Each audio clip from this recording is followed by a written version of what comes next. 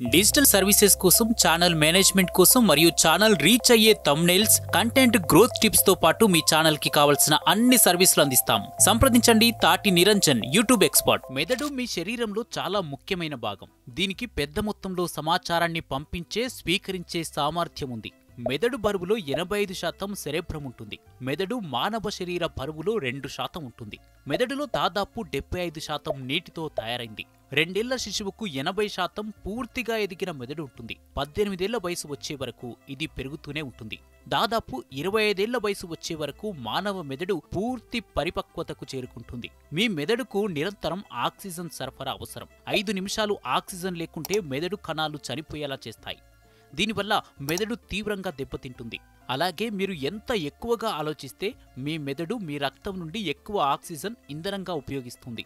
ప్రతి నిమిషం 750 నుంచి 1000 మిల్లీలీటర్ల రక్తం మెదడు గుండా ప్రవహిస్తుంది.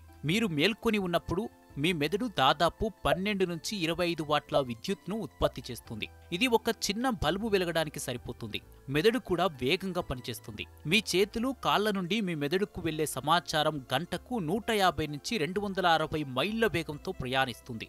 ఈ మొత్తంలో శక్తిని ఉత్పత్తి చేయడానికి మెదడు శరీరంలోని గ్లూకోజ్ను వినియోగిస్తుంది. మీ శరీరం మరియు మెదడు సరిగ్గా పనిచేయడానికి నిద్ర చాలా అవసరం. ఎవరైనా తగినంత నిద్ర పోనప్పుడు జ్ఞాపక శక్తి దెబ్బతింటాయి. ఎందుకంటే నిద్ర లేకపోతే మెదడు కణాలు చనిపోతాయి. జ్ఞాపక శక్తి మెరుగుపడేందుకు సరైన నిద్ర కూడా అవసరం. నిద్రలో ఉన్నప్పుడు మెదడు అన్ని జ్ఞాపకాలను కూడబెట్టుకుంటుంది. మనం మల్టీ టాస్కింగ్ చేస్తున్నామని అనుకున్నప్పుడు వాస్తవానికి కాంటెక్స్ట్ స్విచ్చింగ్ చేస్తున్నాం. అంటే ఒకే సమయంలో వేరువేరు పనులు చేయకుండా వాటి మధ్య త్వరగా ముందుకు వెనుకకు మారుతున్నాం. బ్రెయిన్ రూల్స్ అనే పుస్తకం మల్టీ టాస్కింగ్ హానికరమని వివరిస్తుంది. ఇక అసలు విషయానికొస్తే మన మెదడులో ఎంత శాతం మనం ఉపయోగించుకుంటున్నాం అంటే 5 లేదా 10% అనే సమాధానం వస్తుంది. ఖచ్చితంగా 10% కన్నా తక్కువే అనే సమాధానమే ఎక్కువగా వినిపిస్తుంది. మీరే కాదు, కొందరు సైకాలజీ విద్యార్థులు, న్యూరో సైంటిస్టులు కూడా ఒక సర్వేలో అదే సమాధానం చెప్పారు. కొందరు అంతర్జాతీయ స్థాయిలో పేరున్న ప్రముఖులు కూడా తమ పుస్తకాల్లో కూడా 10% అనే రాశారు. కానీ అది అవాస్తవం. ఇది ఒక అపోహ మాత్రమే. 1890వ దశకంలో Harvard psychologist William James, Boris Sidis ఇద్దరు కలిసి పిల్లల పెంపకంపై ప్రయోగాలు చేశారు. విలియం సిడిస్ అనే బాల మేధావిని తయారు చేశారు. ఆ సమయంలో విలియం జేమ్స్ మాట్లాడుతూ మనిషి తన మేధా సామర్థ్యంలో కొద్ది శాతాన్ని మాత్రమే ఉపయోగించుకుంటున్నాడు అని చెప్పారు. వ్యక్తిత్వ వికాస నిపుణుడు డేల్ కార్నీ 1936లో రాసిన how to win friends, influence people book American రచయిత లోవెల్ థామస్ ముందు మాట రాశాడు. అందులో మనిషి తన మేధాశక్తిలో 10% మాత్రమే అభివృద్ధి చేసుకోగలడు అని చెప్పాడు.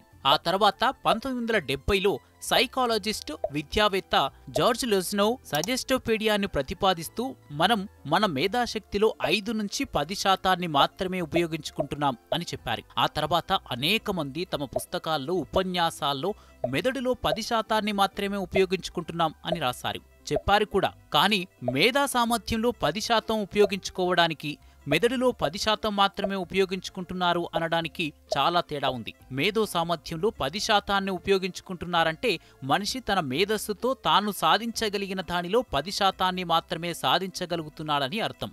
అంటే తన మేధస్సును మరింతగా ఉపయోగించుకుంటే మరింత విజయం సాధించగలడు. మన మెదడు అన్ని సందర్భాల్లోనూ 100% పనిచేస్తుంది. ఏ భాగమైనా పనిచేయకపోతే దానికి సంబంధించిన శరీర భాగం చచ్చుబడిపోతుంది. దాన్నే పక్షవాతం అంటారు. జ్ఞానం ఎలా వస్తుందంటే మనమందరం మనకు అందుబాటులో ఉన్న లేదా మనం చదివిన పుస్తకాల ఆధారంగా అభిప్రాయాలను ఏర్పరచుకుంటాం. ఒకసారి ఓ అభిప్రాయాన్ని ఏర్పరచుకున్నాక దాన్ని నమ్ముతాం. ఆ తర్వాత మనం ఎవరితో మాట్లాడినా అదే విషయాన్ని చెప్తాం. మన విలువలు, విశ్వాసాలు, వైఖరులు, ప్రవర్తనలన్నీ ఇలా ఏర్పడినవే. మన జ్ఞానమంతా ఇలా వచ్చిందే.